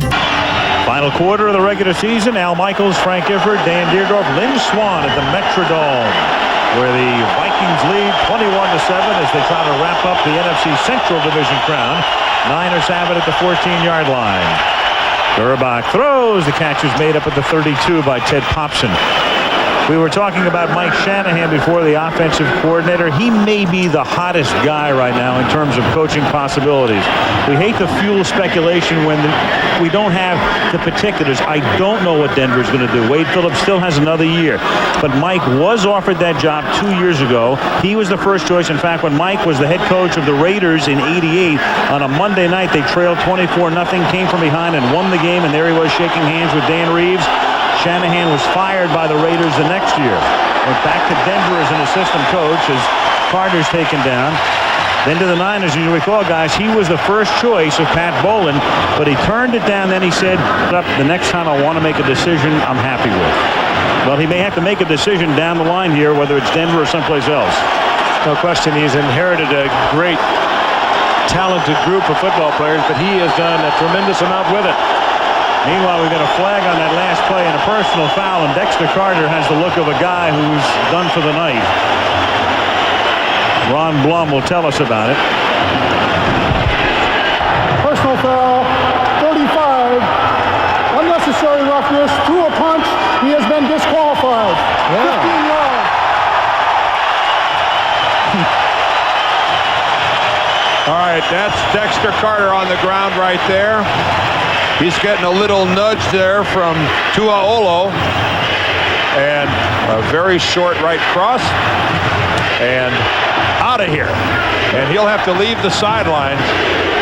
You can't stay on the sidelines after you have been, in NFL jargon, disqualified. Well, you see that. The only thing he could accomplish would be to injure his hand or his arm. You're not going to hurt anyone swinging a fist in this game. 2nd and 24. Adam Walker is the sole setback here. Drew Randall. And the catch made by Brett Carolyn. John Randall almost became the NFL sack leader right there. Man, what an explosive move to the quarterback. Carolyn's father played this game. Carolyn is from Washington State, set some receiving marks up there, but his father played with the Kansas City Chiefs, Red Carolyn, and also the San Diego Chargers. I'm sure he's quite proud of his youngster. 3rd down and 18, early 4th quarter. Vikings up by 14. There's a flag, and there's no play here. This play was over before it ever started. McCaffrey was the intended receiver, but the play was blown dead. The crowd is so loud, though, the players couldn't hear it.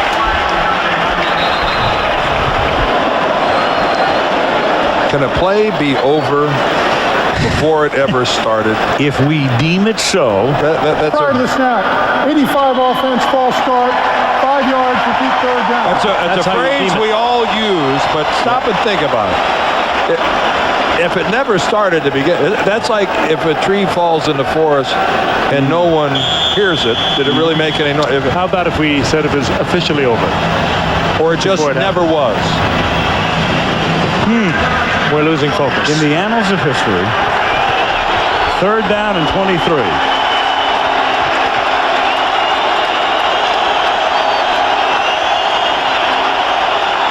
And a little dump off. Incomplete pass. They're not going to call it a sack. That was John Randall. Randall wants his close. Up I'll bet you he knows that one more gets him the of course championship. And that's as good a series as a defensive lineman can have. Almost sacks the quarterback twice. Kevin Green holding his breath. Oh, yeah. Rod Milstead holding his breath. Yep. He's outclassed on that quick move to the outside by John Randall. 49ers to kick again. Klaus Wilmsmeyer has been a busy man tonight, and that's something that doesn't happen in San Francisco very often. A beauty. David Palmer backs up, takes it at the 29. Brings it back to the 37-yard line. A 53-yard punt by Klaus. 12:56 left in the regulation. The Vikes by 14.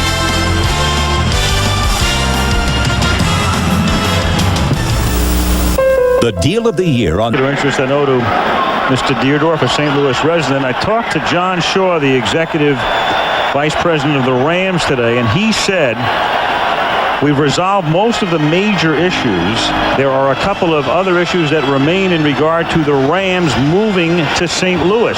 So we've made substantial progress toward making a deal with St. Louis. If completed, it will be announced within the next 30 days. I think it's a foregone conclusion that the Rams are going to attempt to move to St. Louis. I think the major stumbling block now, will the league oppose it? Absolutely. And we'll wait till this play is over, which it is. Before it starts. before it starts.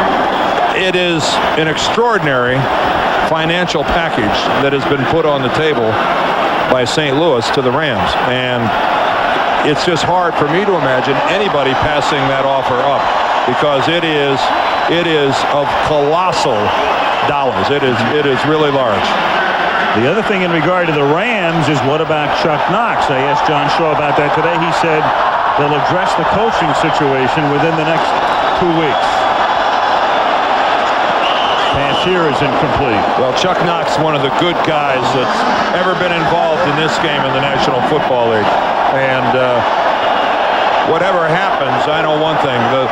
The National Football League has been richer over the last several decades for having Chuck Knox been a part of it. Oh, that's been well put. He had great success early on with the Rams, wherever he's been. Up in Seattle. Done a fine job. 3rd down and 10. Salisbury asking for quiet. The crowd doing the wave.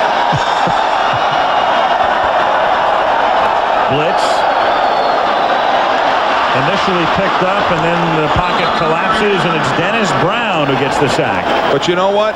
If you're Sean Salisbury, smart play. Don't force the ball. Don't turn it over. Don't do anything to put your return and kickoff return duty for the 49ers once they get into the money game.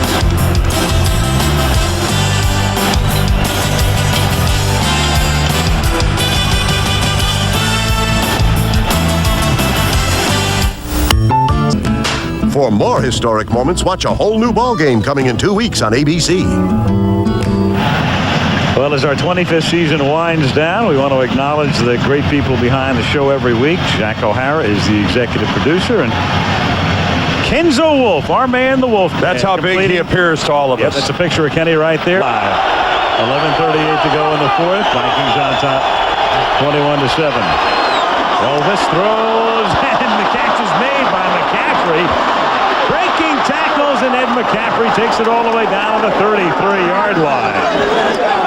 Former Giants 3rd-round pick in '91, came as a free agent this year, and had not seen that much action behind the likes of Jerry Rice and John Taylor and Nate Singleton, really the 3rd receiver. And only all deflected there by Bobby Abrams, and good concentration on the part of the 6'5" McCaffrey. Isn't football a great game? It's the only sport in the world where you make a good play and then you get pummeled by your teammates. They sprint out onto the field and pound on your head, your shoulders. First down at the 33-yard line. Adam Walker. And he takes it to the 20-yard line. They're down to their last running back in effect, because Mark Logan's inactive. Derek LaVille is inactive. Ben Harvey has been our associate producer this season, as always, doing a great job. Jaime Bravo, our associate director, the great Jaime. Kirk Gowdy Jr. producing our halftime segments this season, which were directed by Larry Cam. At the 19-yard line, 1st and 10 for San Francisco with 10:15 remaining in the fourth quarter. And there's another one of those plays that's over before it starts, Dan. Yes. False start. Number 75. Tell them over and over. Wait for the snap count before you go. 1st and 15. Elvis. And it's picked off by Vince Glenn. And the only good news for the Niners is that he stepped out before he went into the end zone. He's out at the 1. That's where the Vikings will get it. Oh, and Vince Glenn, who came from New Orleans in '92, has really fit into Tony Dungy's version of a zone defense. He is just lying back, reading the eyes of quarterback Elvis Grbac, breaks for the ball, it gets there, comes down with the interception. Good play, Vince Glenn. Well, Glenn was open and Grbac hit him.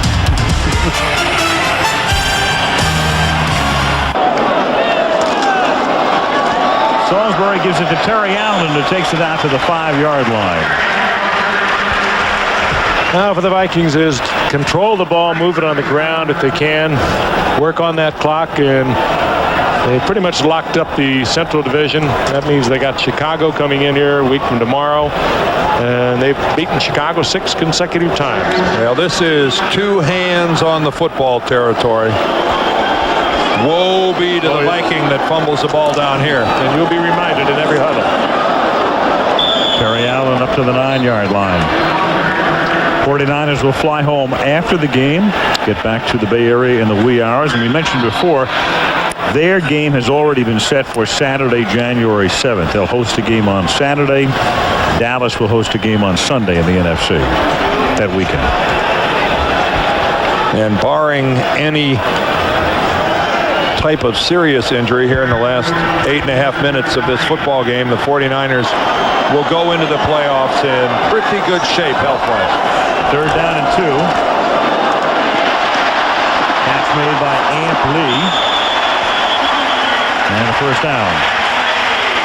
That's one of the benefits of winning the division, and we can't use tonight's game as a criteria, but should the Vikings continue in the playoffs, they in all probability will down the line meet the Cowboys rather than the 49ers, who probably are the hottest team, even though we're not seeing it tonight because of their use of their personnel. The Cowboys are a little bit of a glitch as far as they're concerned, and I think Vikings would welcome them much more than the 49ers in the playoffs. Well, on the surface, the 49ers appear to be considerably healthier than the Dallas Cowboys right now. Catch is made up at the 21 by Jake Reed. You've got, Aikman coming back from the injury. What about Emmitt Smith? Michael Irvin with a recurring thigh problem. But they are the 2-time defending Super Bowl champions. And that week off really helps. I think a lot of people have looked at the way Dallas played the last couple weeks of the season, have balanced that against the way the 49ers have played. And I think you'd be very erroneous to jump to any conclusions that the 49ers are already in Miami on the 29th. They're a long way away. Terry Allen. Anybody who has to play the Dallas Cowboys is a long way away. Speaking of Allen, they have Larry Allen to run down any interceptors. That's right. Well, I see you saw that number 73 there, Todd Stussy, for the Vikings. It reminded you of Larry Allen of the Cowboys, who made that. See you guys. I know you really liked it. You just like to let me have it. 2nd down and 14. You still love it. That pass is intended for somebody. Chris Carter. Dana Hall with the coverage. I think he one-hopped that in the direction of Dion. Who's on the sideline. There he is. Yep. 3rd and long, he'll come back. Well, he won't either. I thought he was going to come back to the nickel. Dion eating peanuts on the sidelines? Or what is? Whatever it is, half America will be eating it tomorrow. It's a terrible thing to get the munchies on the sideline. 3rd down and 14 at the 13-yard line. Salisbury. Whoa! Well, Salisbury got hit right on the knee. Boy, if he gets who looks like he's going to be okay. Boy, he's a little hobbled. Troy Wilson knocked him down. Brad Johnson is their backup quarterback tonight. Well, that's one of those things you can see it coming. That Wilson was down low and going to end up right around Salisbury's knee. Ooh. Luckily, Sean was able to pick that thing up and scoot it a little bit along the turf. Didn't take as serious a blow as he could have. That could have been a devastating shot. There is Brad Johnson. He has all of 37 attempts so far this season. After Warren Moon, things got a little thin in Minnesota. Saxon sends a beauty down in the direction of Nate Singleton that gets a block. Flag down. Singleton takes it back to the 50-yard line after a punt that covers 45 yards. And the penalty is against Minnesota.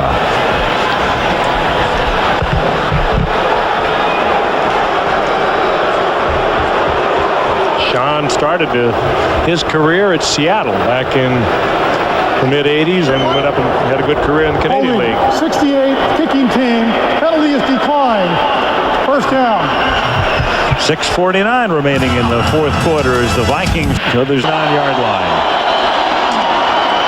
Throwback throws. Catch is made by Nate Singleton, and that's a first down to the 34. And you talk about the guys in the tape truck. What can you say? Not necessarily the group you'd like to bring home to mom, but very talented. But Dad would enjoy him. From the 34-yard line, this is Adam Walker taking it to the 24. We'll settle for not frightening. 2nd and 1. 5:35 remaining in the fourth quarter. Adam Walker. And he is stopped a little short of the first down. Again, if Minnesota wins this game, they'll play Chicago. There's one other thing, and a possible Green Bay Minnesota game would be played in Green Bay. You know, chances, we understand the chances of Dallas and San Francisco losing are slim, but. Injuries we spoke of a moment ago, they're going to make a big difference. And how Emmett comes along, the games that they have struggled in and lost have been with Emmett on the bench.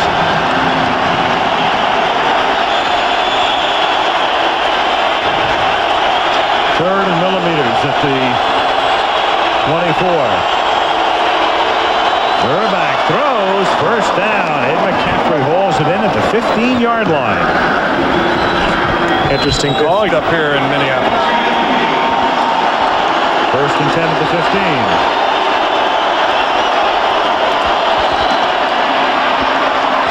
Catch is made by Ted Popson, and he takes it inside the 1. Ed McDaniel preventing the touchdown, at least momentarily. And now Elvis Gerback is rolling across the body of Ed McDaniel, trying to get the ball in the end zone, and he almost pulled it off. First and goal inside the 1. Walker goes in motion. Gerback's going to roll and throw, and the catch is made for a touchdown by Ed McCaffrey. Good drive. Things got a little quiet in here. Well, I'll tell you what, things are pretty interesting, I would think, in the offices right now of the Bears and the Lions as they prepare for their opponents this weekend. Packers have an interest in this as well, as they don't know who they'll play. You know, different hotels and all the transportation involved. We know what that's about. Ed McCaffrey, boy, good move. Working to the outside, then just settling back into the zone, and he gets lost. Vincey Glenn, the one Viking who makes a move towards McCaffrey. That not a stellar case of pass defense by the Vikes. Point after by Doug Bryant is good. So with 3:53 left in regulation, it is now 21-14 Minnesota. If you're Wayne Fonts right now, you're the guy really under the gun in a way, the Detroit staff, because they're going to have to play, if they play Green Bay. Doug Bryant sends a one-hopper down to the 5-yard line. Robert Smith comes back to the 29-yard line. So that much time is left. Each team has one timeout remaining. And now it's not only hold on to the ball, but it's let's move the ball. Let's work on the clock. All right. Well, an offense that got very conservative for the Vikings a short while ago. Now they're going to have to loosen up a little. Salisbury back in the game. Came limping off after the last series. 1st and 10 at the 29-yard line. A couple first downs are what Denny Green is ordering up for his Vikings. And they pick up about 3 here. Scotty Graham up to the 32-yard line.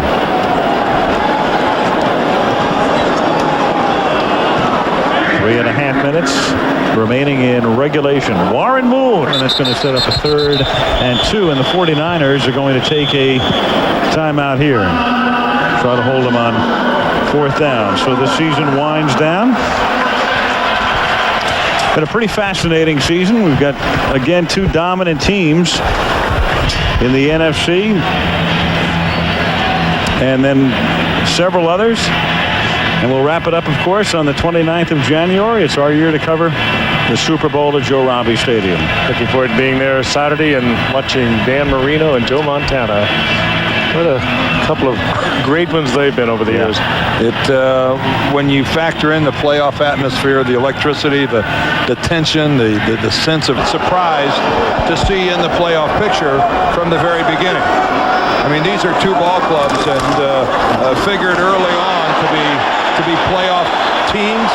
Both of them at times during the season struggled, haven't looked all that great, but then came on with a surge at the end when they had to. That was a first down. It appeared to be a wry smile, but a little frustration evident in the face of George Seifert. I mean, here's a guy who has nothing to win and nothing to lose for this game, but he just wants to win.